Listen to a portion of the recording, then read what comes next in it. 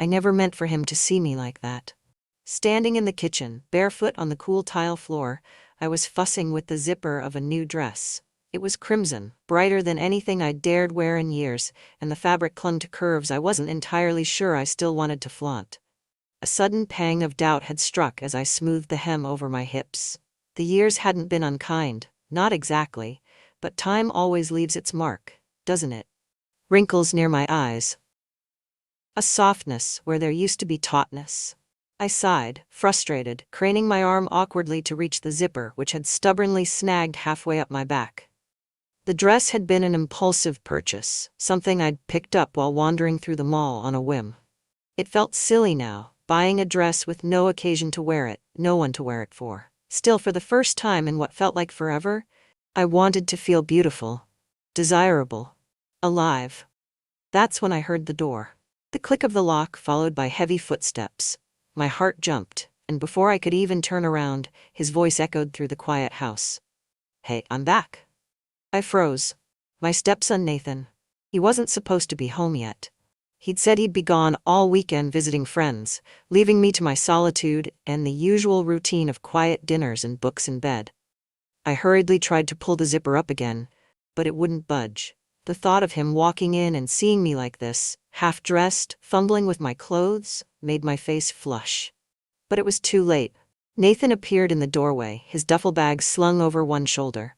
His tall frame filled the space, and his dark hair was damp, as if he'd been caught in the rain. His eyes landed on me immediately, and the air seemed to shift. For a moment, neither of us said anything. His gaze lingered, and I felt acutely aware of everything. The tightness of the dress against my skin, the undone zipper exposing the bare line of my back, the way my breath hitched as his eyes moved just briefly down my figure before snapping back up to my face. "Sorry, I didn't mean to interrupt," he said finally, his voice low and edged with something I couldn't quite place. "You're home early," I stammered, turning away slightly, my hands fumbling behind me as I tried once again to fix the zipper. My heart was pounding now, a mix of embarrassment and something else, a warmth that I refused to name. "Yeah, plans fell through," he replied, stepping further into the room. "What's the occasion?" He nodded toward the dress, a crooked smile tugging at his lips. "No occasion," I said quickly. Too quickly. "Just trying something on." His smile widened, but he didn't say anything right away. Instead, he set his bag down and crossed his arms, leaning casually against the counter. "It looks good on you," he said, his tone casual but sincere. I felt my cheeks heat even more. "Thank you," I murmured, still facing away from him, still wrestling with the zipper. "Here," he said, and before I could protest, I felt him behind me. Close, too close. His hand brushed mine as he reached for the zipper, and I froze, every nerve in my body suddenly alert. "You don't have to." "It's fine," he interrupted gently. His voice was steady, reassuring, but there was a softness to it that made my breath catch. "Just hold still." I obeyed, standing motionless as his fingers worked the zipper free. His touch was light, careful, and I couldn't help but notice the contrast between his calloused hands and the delicate fabric of the dress. It was over in seconds. He zipped it all the way up with a final tug, but those few moments felt like an eternity. "There," he said, stepping back. "All fixed." I turned to face him, unsure of what to say. His eyes met mine, and for the first time, I noticed how much he'd changed. He wasn't the lanky teenager who used to sulk around the house anymore. He was a man now, broad-shouldered, self-assured, with an easy charm that made people gravitate toward him. "Thanks," I said, my voice barely above a whisper. "Anytime," he replied, his gaze lingering just a second too long before he grabbed his bag and headed for the stairs. "I'll let you get back to it." As soon as he was out of sight, I let out a breath I hadn't realized I'd been holding. My hands trembled slightly as I smoothed the fabric of the dress again, my mind racing. It was nothing, I told myself, just a moment of awkwardness, a silly misunderstanding. But as I stood there in the quiet kitchen, the warmth of his hand still lingering on my skin, I couldn't shake the feeling that something had shifted. Something I wasn't ready to face. Dinner wasn't planned. It rarely was these days. Cooking, for one, had become second nature, after years of practice, and tonight was no different. I'd been preparing a simple meal, pan-seared salmon, roasted vegetables, and a glass of white wine to keep me company. But Nathan's unexpected return added a new layer to the evening. I hadn't expected to feel so self-conscious with him sitting at the kitchen table. His presence filled the room, his easy smile and casual demeanor at odds with the turmoil in my chest. As I moved around the kitchen, I felt his eyes on me. Not staring, not invasive, but watchful in a way that made me hyper-aware of every motion. "You don't have to fuss over me," he said, leaning back in his chair with an amused grin. "I'm not fussing," I replied, sliding the pan of salmon into the oven. My voice was steady, but inside, I felt anything but. "You've got to eat, don't you?" "I could have grabbed something," he said, shrugging. "But I'm not complaining. You're a better cook than I am." I glanced at him over my shoulder. "That's not saying much. You used to burn toast when you were a teenager." He laughed, the sound warm and genuine, and for a moment it was easy to forget the strange undercurrent that had settled between us earlier. "True," he admitted, shaking his head. "But I've improved since then, a little." "You're saying you can handle more than instant ramen now?" I teased, and his grin widened. "Hey, I can make a mean grilled cheese," he shot back, raising his hands in mock defense. The light-hearted exchange eased some of the tension I'd been carrying, and as I set the table, I allowed myself to relax. It was just dinner, I reminded myself. Just the two of us, like countless evenings before. But as we sat down to eat, I couldn't ignore the subtle changes. Nathan had grown into himself in ways that still caught me off guard. The boy who once slouched at the table, barely looking up from his phone, was now a man who carried himself with quiet confidence. His conversation flowed easily, his voice warm and engaging as he asked me about my day, my plans for the week, even the book I'd been reading. "You always liked history," he said, nodding toward the dog-eared paperback I'd left on the counter. "I did," I replied, twirling a fork full of roasted carrots. "It's fascinating to see how much of the past shapes who we are." He tilted his head, considering that. "You think people ever really change? Or are we all just stuck with who we are deep down?" The question caught me off guard, and for a moment I didn't know how to answer. "I think we can change," I said carefully, meeting his gaze. "But it's not easy. It takes effort, and sometimes it takes someone else to push us in the right direction." He nodded, his expression thoughtful. "Yeah, I guess that's true." The way he looked at me then, steady, searching, made my chest tighten. It was the kind of look that saw more than I was ready to reveal, the kind of look that felt too intimate, too knowing. I cleared my throat, breaking the moment. "What about you?" I asked, forcing a lightness into my tone. "How's work?" He leaned back in his chair, running a hand through his hair. "It's fine. Busy, but fine. Nothing exciting." "You've been working so hard," I said, and the words came out softer than I intended. "You should give yourself a break now and then." He smiled faintly, but there was a weariness in his eyes that hadn't been there before. "I've been thinking about that," he admitted. "Maybe taking some time to figure out what I really want." "Good," I said firmly. "You deserve that."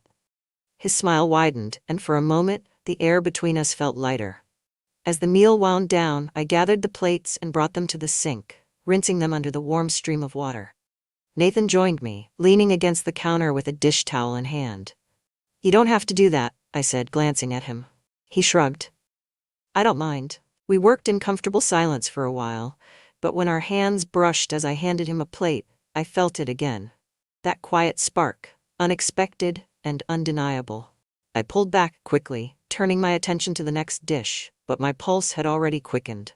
"Thanks for dinner," he said after a moment, his voice soft. "You're welcome," I replied, keeping my gaze on the sink. When I finally looked up, he was watching me again, his expression unreadable.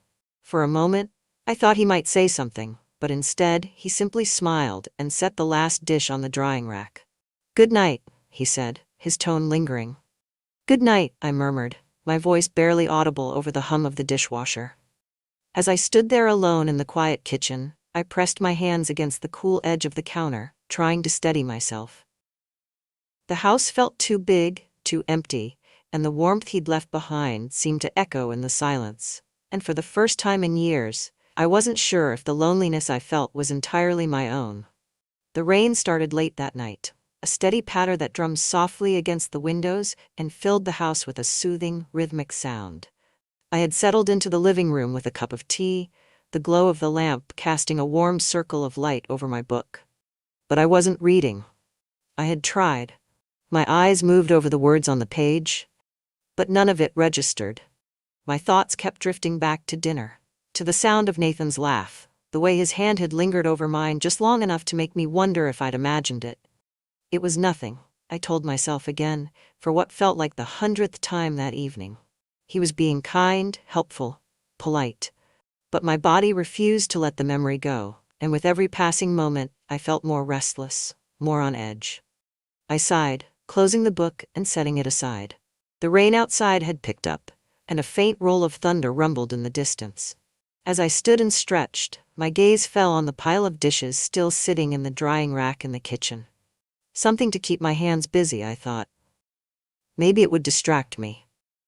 Padding into the kitchen, I turned on the light and started putting things away. The small, mundane motions of clearing the counter helped, at least for a moment. I was reaching for the last plate when I heard the creak of the stairs behind me. "Can't sleep either?" His voice startled me, low and soft, cutting through the quiet. I turned, my hand still on the plate, and found him standing in the doorway. Nathan. He was barefoot, dressed in a plain white t-shirt and loose sweatpants that hung low on his hips. His hair was slightly tousled, as if he'd just rolled out of bed, and there was a drowsy warmth in his eyes that made my breath catch. "I didn't mean to scare you," he said, a small smile tugging at his lips. "You didn't," I replied quickly, though my heart was racing. "I just couldn't sleep either, thought I'd tidy up a bit." He stepped into the kitchen, his movements unhurried. "Rain keeping you up?" "Something like that," I said, turning back to the plate and sliding it into the cabinet. He leaned against the counter, watching me with that same steady gaze that had unsettled me earlier. "You always keep yourself busy," he said, his tone thoughtful. "I guess I do," I admitted, wiping my hands on a dish towel. "Old habits." Nathan chuckled, a deep, quiet sound that seemed to settle in the air between us. "I remember, you've always been like that. Always moving, always doing something. Dad used to say you didn't know how to sit still." The mention of his father made my chest tighten, but the way he said it, fondly, without sadness, softened the sting. "Well, someone had to keep the house running," I said lightly, though my voice wavered just enough to betray me. Nathan's expression shifted, his smile fading into something gentler. "You've done a lot for us," he said quietly. "For me, I hope you know that." The sincerity in his voice caught me off guard, and I wasn't sure how to respond. "I just did what I thought was right," I said finally, avoiding his gaze. "Well," he said, his voice dropping slightly, "it meant a lot." I looked up then, and the intensity in his eyes made my pulse quicken. There was something unspoken in the way he looked at me, something that made the air between us feel heavy and charged. I needed to break it, to put some space between us before my thoughts could spiral any further. Turning back to the counter, I reached for the dish towel I'd left there, but my fingers brushed his hand instead. I froze. It wasn't intentional, just an accidental touch, fleeting and harmless, but the sensation of his skin against mine sent a jolt through me. I pulled back quickly, muttering an apology, but he didn't move. "It's okay," he said softly, his voice steady. I turned to face him again, and the look in his eyes made my breath catch. He wasn't smiling anymore. He was watching me with an intensity that was both disarming and magnetic, his gaze unwavering. "Nathan," I began, my voice barely above a whisper. "I know," he said, cutting me off gently. His tone was calm, but there was a quiet resolve beneath it that sent a shiver down my spine. "I know this is complicated." He stepped closer, his movements slow and deliberate, and I felt my back press against the edge of the counter. He wasn't touching me. He hadn't crossed that line. But the space between us had disappeared, and I could feel the heat of his body, the faint scent of him lingering in the air. "You don't have to say anything," he continued, his voice soft but firm. I need you to know how much you mean to me. How much you've always meant to me." His words left me speechless. My mind was racing, a whirlwind of emotions, confusion, guilt, fear, and something else, something that made my heart pound and my knees feel weak. "Nathan," I said again, my voice trembling. It's not." "I know," he said again, his gaze never leaving mine. "I just had to say it." For a moment, neither of us moved. The The storm outside had quieted, leaving only the sound of the rain and the faint hum of the refrigerator. And then, just as quickly as it had happened, he stepped back. The space between us returned, and the tension in the air seemed to dissipate, leaving only the echo of his words behind. "Good night," he said quietly, his voice almost a whisper. "Good night," I managed, my voice barely audible. I stayed in the kitchen long after he was gone, my hands gripping the counter as I tried to steady myself. The rain continued to fall outside, soft and unrelenting, and I couldn't help but wonder if it was washing something away or bringing something to life. The rain hadn't let up by morning, a steady downpour that turned the yard into a blur of gray and green. The storm had settled in, thick clouds hanging low over the house, and every now and then a gust of wind rattled the windows. I sat by the living room window, sipping my second cup of coffee, my book resting forgotten in my lap. My thoughts were elsewhere, tangled in the memory of last night. His voice, his words, they lingered in my mind, circling like a bird that refused to land. "How much you mean to me." I told myself not to read into it, not to let my mind go places it had no business wandering. But the way he'd looked at me, the intensity in his eyes, it wasn't something I could ignore. The sound of footsteps drew my attention, and I looked up just as Nathan entered the room. He was holding a blanket over one shoulder and balancing a bowl of cereal in his other hand. "Morning," he said, flashing me a boyish grin. His hair was damp, as if he'd just showered, and the plain black hoodie he wore clung to his broad shoulders. "Morning," I replied, my voice steady despite the flicker of nervous energy his presence seemed to bring. He dropped onto the couch across from me, tossing the blanket over the armrest before leaning back with his cereal. "Still raining, huh?" "Looks like it," I said, glancing out the window. "Guess we're stuck inside," he said with a shrug, his tone casual. "Not a bad day for it, though." I nodded, sipping my coffee, and for a moment we sat in comfortable silence, the sound of the rain filling the space between us. "You reading anything good?" he asked, nodding toward the book in my lap. "Just a novel," I said, holding it up for him to see. "Nothing too exciting." He squinted at the cover, then grinned. "History again?" "Guilty," I admitted, smiling despite myself. "You're consistent, I'll give you that," he teased, spooning another bite of cereal into his mouth. I chuckled, setting the book aside. "And what about you? What's your big plan for this rainy day?" "This," he said, gesturing to the blanket and his cereal. "I was thinking of watching a movie or something. You want to join?" I hesitated. Spending the afternoon curled up on the couch with him felt like a dangerous idea, given how unsettled I'd felt since last night. But saying no seemed equally impossible. "Sure," I said finally, keeping my tone light. "What are we watching?" "Your pick," he said, setting his empty bowl on the coffee table and grabbing the remote. I laughed softly. "I don't even know what's on." He patted the cushion beside him, his grin easy and inviting. "Come on, we'll figure it out." There was nothing particularly unusual about the moment, nothing outwardly inappropriate. But as I stood and crossed the room to sit beside him, I felt my pulse quicken. The couch was big enough for space between us, but when I sat down, I realized how close we already were. Nathan pulled the blanket over both of us, his arm brushing mine as he settled back into the cushions. The warmth of his body was immediate, and I fought the urge to shift away. "Comfortable?" he asked, glancing at me. "Fine," I said, my voice quieter than I intended. He smiled, then turned his attention to the screen, scrolling through the options. "What about this?" he asked, stopping on a movie I didn't recognize. "Looks fine?" I said, not really paying attention. The movie started, but I barely registered the opening scenes. My focus was splintered, drawn to the sound of his breathing, the faint scent of his cologne, the way his arm rested casually along the back of the couch, so close to my shoulder. At some point, the blanket slipped from my lap, and Nathan leaned forward to fix it. His hand brushed against my leg as he pulled it up, and I froze. It was nothing, a harmless, absent-minded gesture, but it sent a jolt through me all the same. "You okay?" he asked, his voice low. "Yes," I said quickly, my cheeks flushing. He didn't press, but his hand lingered for just a moment longer before he leaned back again. As the movie played on, the tension between us felt almost unbearable. It wasn't spoken, wasn't acknowledged, but it was there, humming in the charged silence. My heart raced every time he shifted, every time his arm brushed mine, every time I caught him glancing at me out of the corner of my eye. The rain continued to fall outside, soft and steady, a constant rhythm that seemed to match the pounding of my heart. By the time the credits rolled, I felt as if I'd been holding my breath for hours. Nathan turned to me, his expression easy, as if he hadn't felt the same unbearable tension that I had. "Not bad," he said, stretching his arms over his head. "Yeah," I murmured, forcing a smile.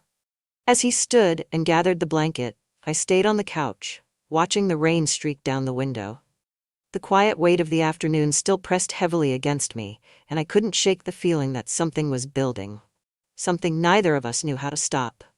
The house was dark and quiet, save for the faint patter of rain still falling outside. It was past midnight, but sleep was impossible. I had tossed and turned for hours, my mind tangled in knots, my body restless beneath the weight of too many unspoken thoughts. Eventually, I gave up. Throwing back the covers, I padded down the hallway in my robe, the soft fabric tied loosely around my waist. I made my way to the kitchen, hoping that a glass of water or the simple act of moving might settle me. The faint glow of the refrigerator light spilled across the floor as I opened the door, the cool air brushing against my skin. I stood there for a moment, staring blankly at the rows of bottles and containers, not really looking for anything, when I heard it. The creak of the floorboards behind me. I turned, startled, and saw Nathan standing in the doorway. He was barefoot, dressed in the same t-shirt and sweatpants he'd worn earlier, his hair still tousled from sleep. His expression was soft, his eyes heavy-lidded, but there was a flicker of surprise when he saw me. "Couldn't sleep?" he asked, his voice low and quiet. "No," I admitted, closing the fridge. "You?" He shook his head, stepping into the room. "Not really." For a moment, neither of us spoke. The silence stretched out, not uncomfortable but charged, the kind of silence that felt heavy with everything unsaid. I busied myself by grabbing a glass from the cabinet and filling it with water, my back turned to him. But even with the distance between us, I felt his presence like a weight in the air, solid and unyielding. "You've been quiet today," he said suddenly, his tone careful. I turned to face him, holding the glass in both hands. "Have I?" He nodded, leaning against the counter across from me. "More than usual." I looked down at the water, the cool surface rippling slightly as I shifted my grip. "I've just had a lot on my mind." "Like what?" His question hung in the air, simple but loaded, and for a moment I didn't know how to answer. I could feel his gaze on me, steady and unrelenting, and the urge to deflect, to change the subject, was almost overwhelming. But something in his tone, in the quiet way he asked, made me hesitate. "It's hard to explain," I said finally, my voice barely above a whisper. "Try me," he said, and the softness in his voice nearly undid me. I looked up at him then, and the sincerity in his expression, the openness, the quiet patience, made my chest ache. He wasn't pushing, wasn't demanding, but he wasn't going to let me hide either. "It's just," I hesitated, searching for the right words. "Sometimes I feel like I've forgotten how to let people in, how to let myself feel things." Nathan frowned, his brow furrowing slightly. "You don't think you feel things?" "No, I do," I said quickly. "But it's complicated. It's easier to bury things, to keep moving, than to stop and actually deal with them." He nodded slowly, as if he understood more than he let on. "I get that," he said quietly. "Do you?" I asked, my voice soft but edged with curiosity. His gaze flickered, and for a moment I thought he might look away. But he didn't.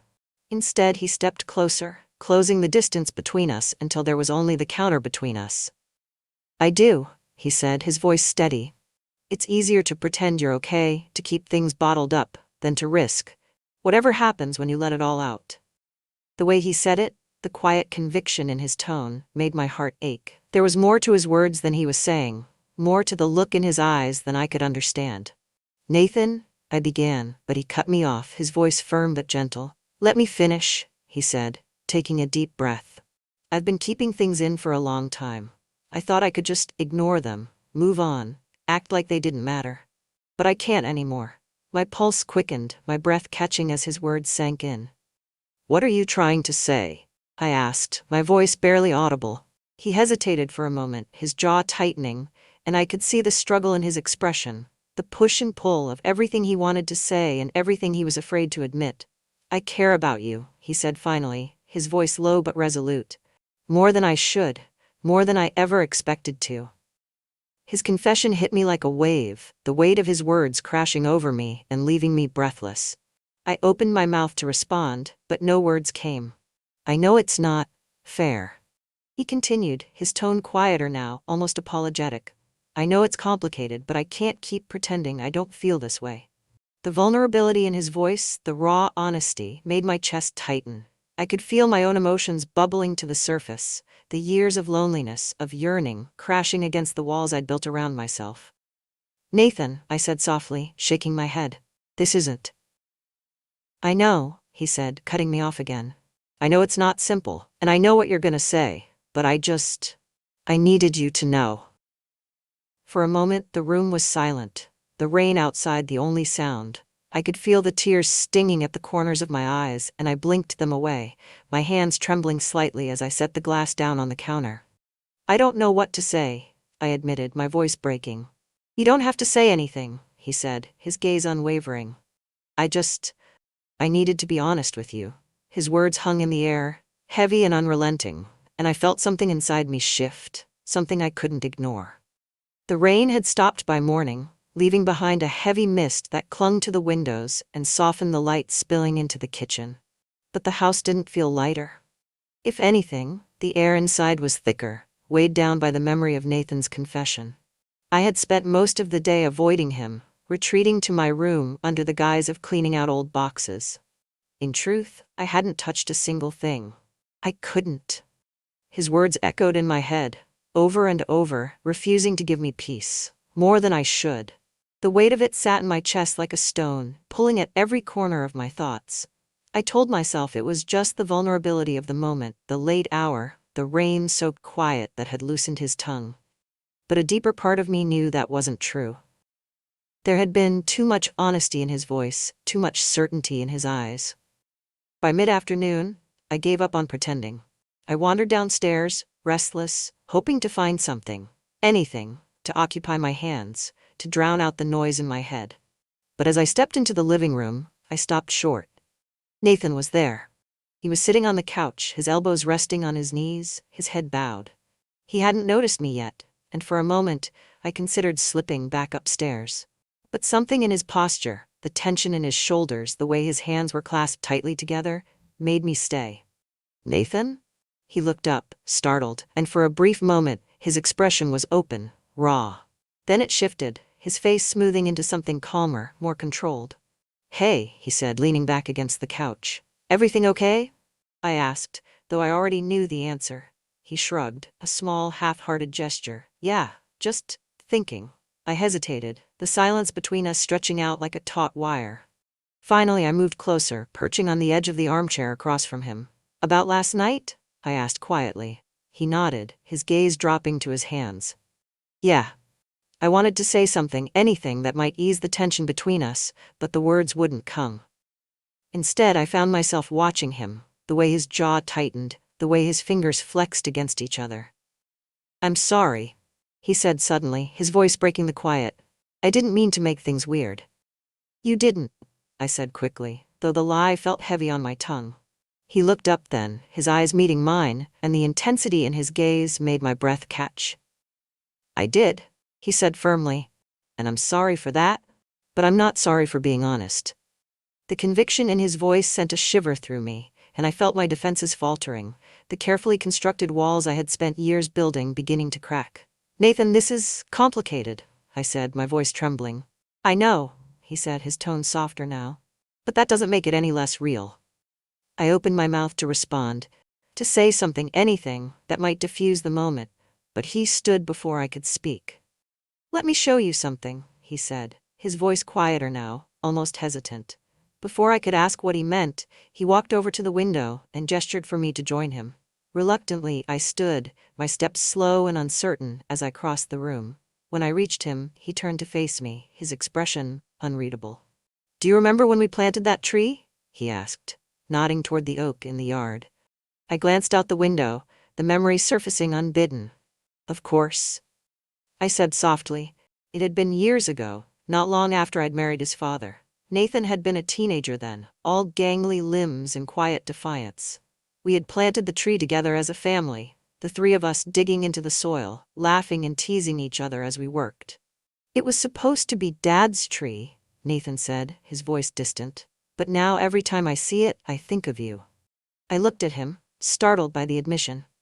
"I think about how you were always the one holding everything together," he continued, his gaze fixed on the tree. "Even when it wasn't easy. Even when I didn't make it easy." "Nathan." He turned to me then, his eyes searching mine. "I don't know when it happened," he said quietly. "But somewhere along the way, I stopped thinking of you as just Dad's wife. And I know it's not fair to put this on you, but I can't pretend I don't feel this way." His words hung in the air, heavy and unrelenting, and for a moment I couldn't breathe. "This isn't," I began, my voice faltering. "Nathan, we can't." "Why not?" he interrupted, his tone soft but insistent. "Because it's wrong," I said, my voice trembling. "Is it?" he asked, stepping closer. "Or are we just scared of what people might think?" His proximity made it impossible to think, his words cutting through every excuse, every rationalization I had clung to. "Nathan, please," I whispered, my voice barely audible. He hesitated for a moment, his gaze searching mine, and I could see the conflict in his expression, the push and pull of everything he was feeling. But then he reached for me, his hand brushing against mine, and the touch sent a shockwave through me. It was a simple gesture, a fleeting contact, but it was enough to shatter the fragile barrier between us. The moment his hand touched mine, the world seemed to fall away. The sounds of the house, the faint rustle of the wind outside, all of it disappeared, leaving only the warmth of his skin against mine.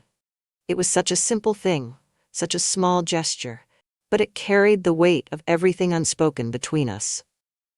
I should have pulled away. I should have said something, anything, that would put an end to this before it could go any further. But I couldn't.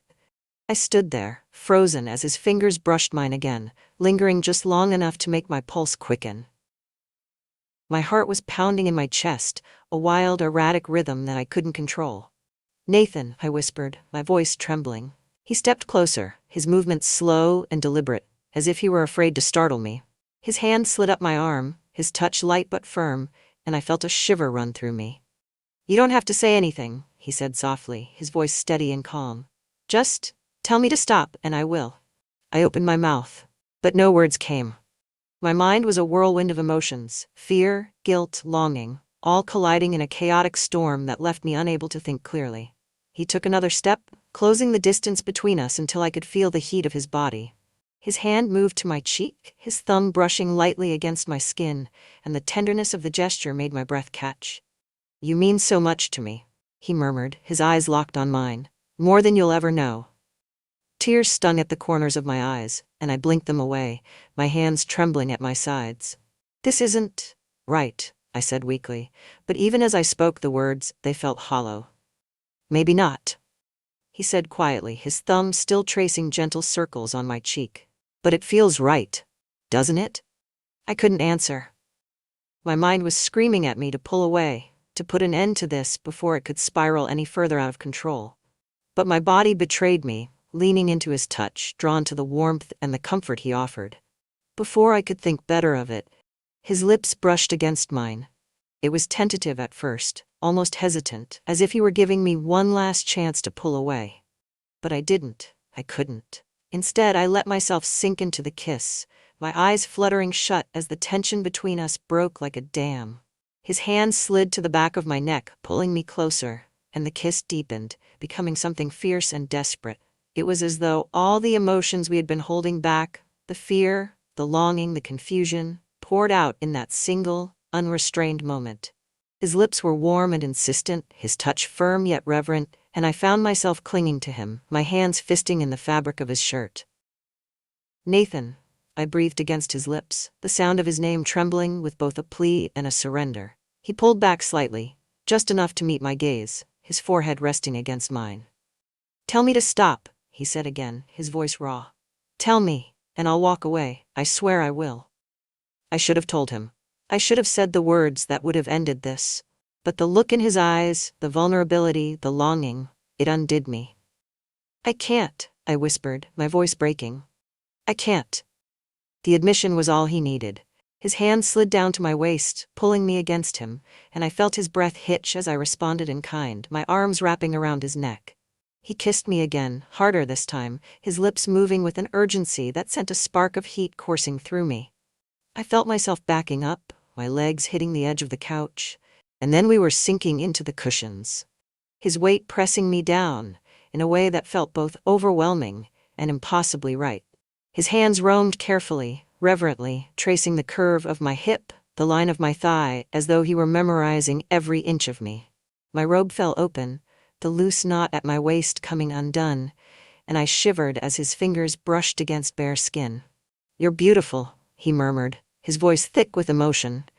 I wanted to protest, to tell him he was wrong, but the way he looked at me, the way he touched me, made it impossible to argue. He made me feel beautiful, in a way I hadn't felt in years. His lips traveled from my mouth to my jaw, then down to the sensitive skin of my neck, and I couldn't suppress the soft gasp that escaped me. My fingers tangled in his hair, holding him close, as every nerve in my body seemed to come alive under his touch. Time seemed to blur, each moment melting into the next, until all that existed was the two of us. The soft hum of his breath against my skin, the steady rhythm of his heartbeat beneath my palms, the overwhelming sense of being wanted, cherished. It was only when we both lay still, the heat of the moment fading into a quiet intimacy, that the weight of what had just happened began to settle over me. Nathan's arms were still wrapped around me, his face buried in the crook of my neck, and I could feel his breath, slow and steady, against my skin. "I'm sorry," he whispered, his voice barely audible. "For what?" I asked, my own voice soft. "For everything," he said, pulling back just enough to meet my gaze. "For complicating things. For making this harder for you." I shook my head, tears stinging at my eyes again. "It's not just you," I said. "I'm just as responsible." The truth of it hung between us, unspoken but undeniable, and as we lay there, tangled together on the couch, I felt both the weight of what we'd done and the warmth of what we'd shared. The pale light of dawn crept through the windows, painting the walls of the living room in muted golds and grays. I woke to the faint scent of rain still lingering in the air, mingling with something warmer, more tangible, him. Nathan's arm was draped around me, his breathing deep and even, his chest rising and falling in a rhythm that felt almost hypnotic. I lay still, unwilling to move, unwilling to break the fragile spell that had settled over us in the quiet hours of the night.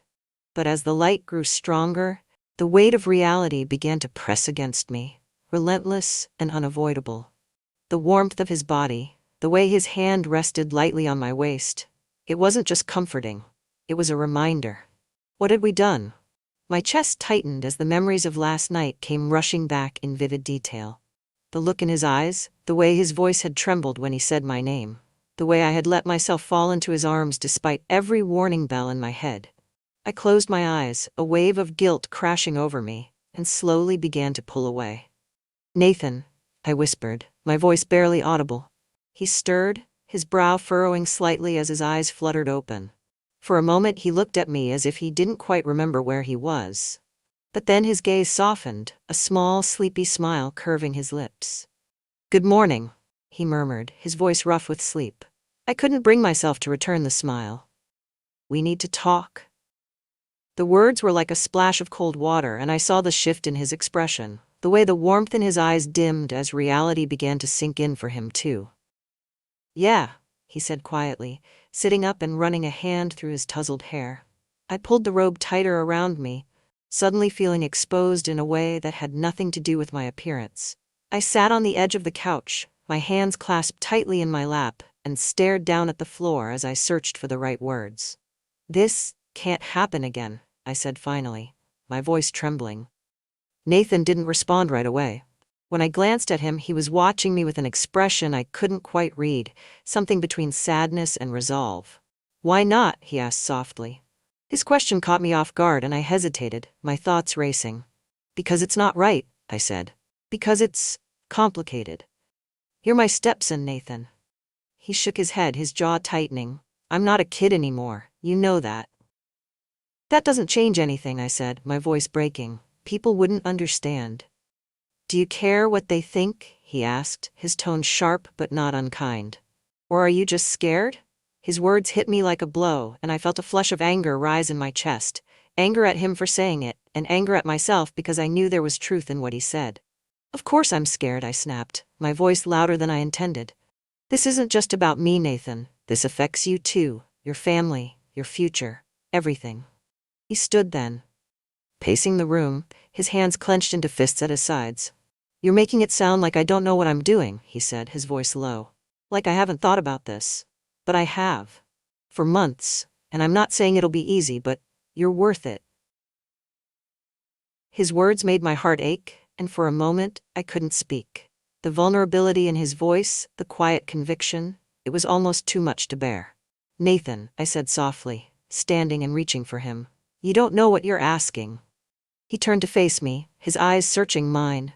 I'm asking for a chance, he said. A chance to prove that this doesn't have to be wrong, that we don't have to let other people's expectations define us. Tears stung at my eyes, and I shook my head, my voice trembling. You deserve someone who can give you everything, Nathan. Someone who doesn't come with all this baggage. I don't care about that, he said, stepping closer. You're everything I want. Don't you see that? The raw emotion in his voice, the way he looked at me as if I were the only thing that mattered, it was overwhelming. I don't know if I can do this, I admitted, my voice breaking. Then don't decide now, he said, his tone softening. Just think about it. That's all I'm asking. His words hung in the air, and for a moment, neither of us moved. The morning light spilled into the room, illuminating the space between us, and I felt the weight of the decision pressing down on me.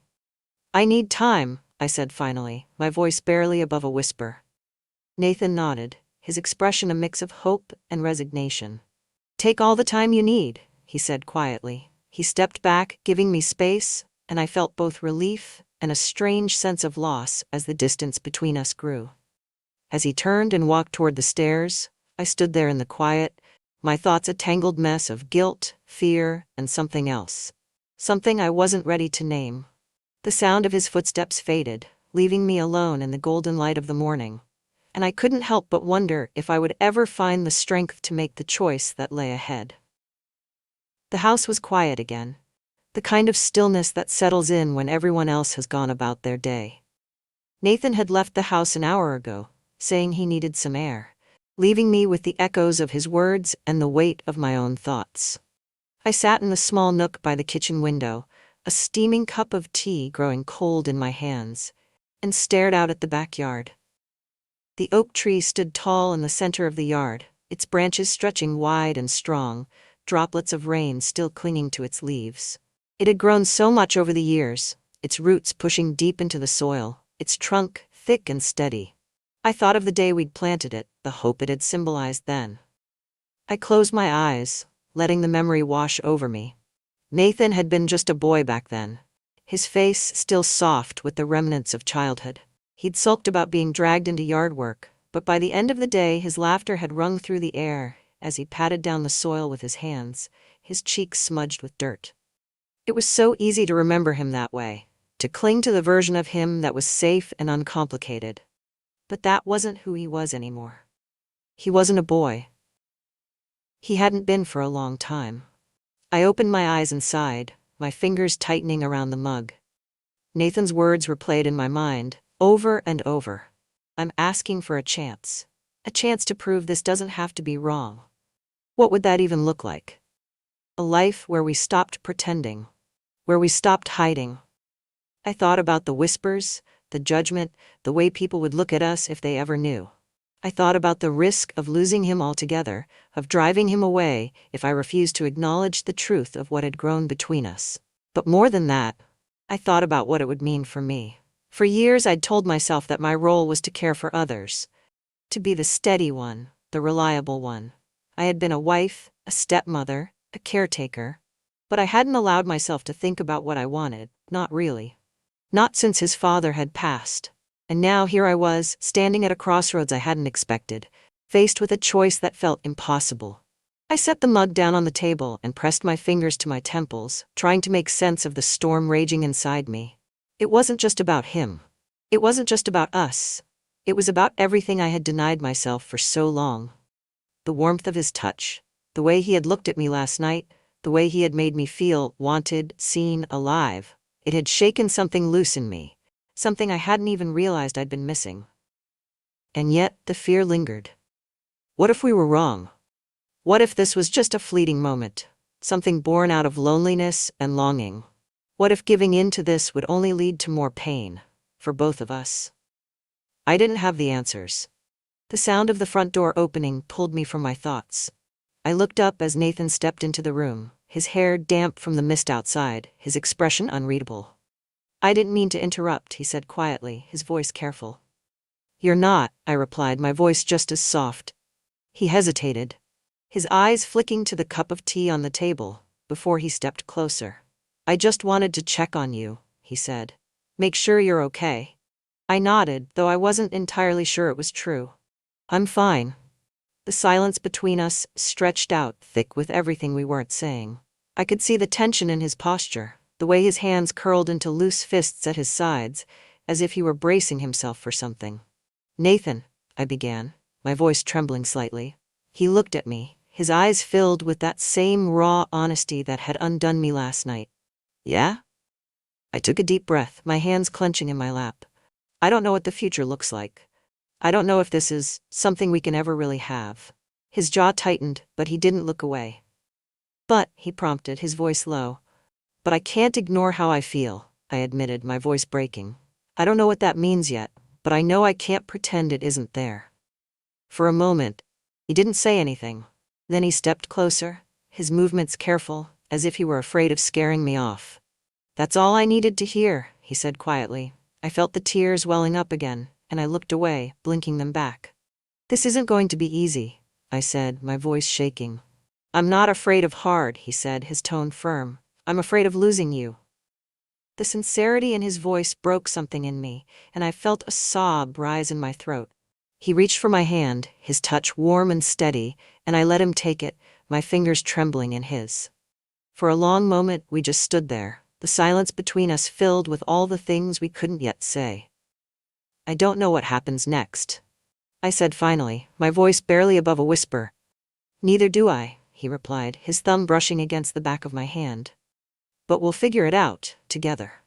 His words settled over me like a promise, fragile but unyielding, and for the first time in what felt like forever, I allowed myself to hope.